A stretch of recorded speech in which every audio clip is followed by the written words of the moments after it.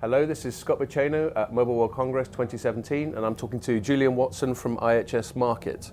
So I understand, Julian, the IoT is an area of speciality for you. So why don't we start by talking about IoT platforms. Do you see, this is still quite a young market, that we're still crystallizing where the major trends and players are going to be. Do you see IoT platforms consolidating in the near future? Well, it's a very fragmented space. So about 4 years ago, there would have been maybe 100, 200 platforms. Now it's upwards of 400. Right. So many players.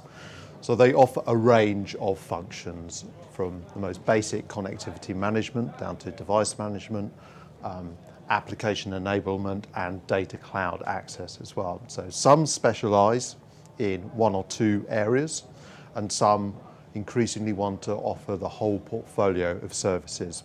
Those are the major players, I'd say, the Huawei's, the Cisco Jaspers, and other industrial IoT platforms. Okay.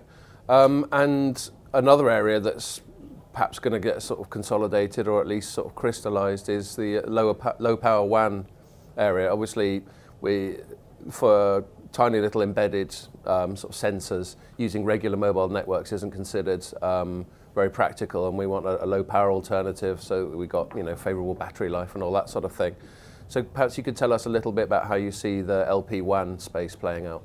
So I think the issue is that today's mobile networks, the non-LP WAN networks, can't reach the areas such as deep underground, such as basements, that the new LP WAN networks can, such as LoRa, such as Sigfox, and the cellular standardized NB-IoT, LTE-M. So low power wireless area networks create a massive opportunity for operators to generate more connectivity and for enterprises to connect devices they couldn't before.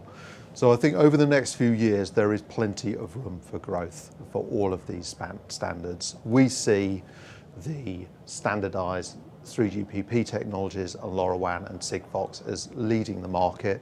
There are a few other niche players like Ingenu, but we don't think they'll have such market share. So over the next few years, we don't think it's going to be a story of consolidation. There's going to be room for growth for all of the technologies, but room for cooperation between the technologies. So for instance, Telefonica is partnering with Sigfox, and I think the main benefit really is for Sigfox to access the multinational customers of Telefonica rather than Telefonica seeking to finance a wide-scale deployment of Sigfox.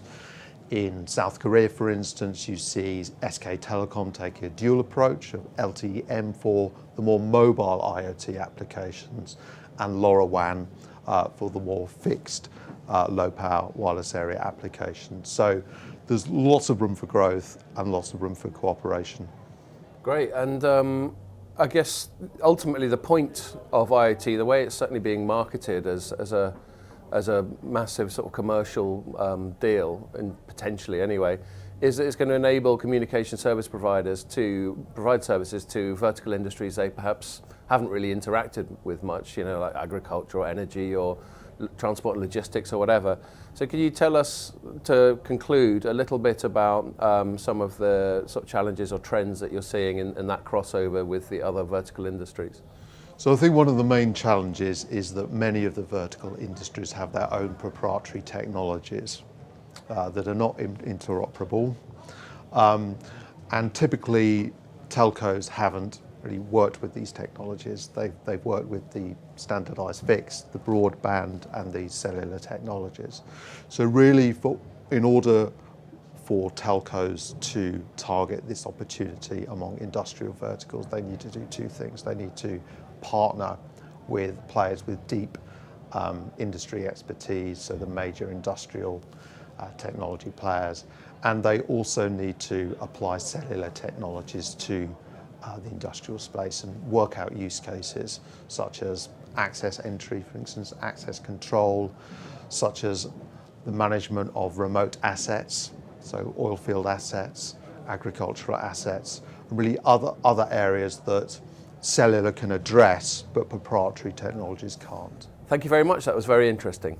So I was talking to Julian Watson from IHS Markit at Mobile World Congress 2017.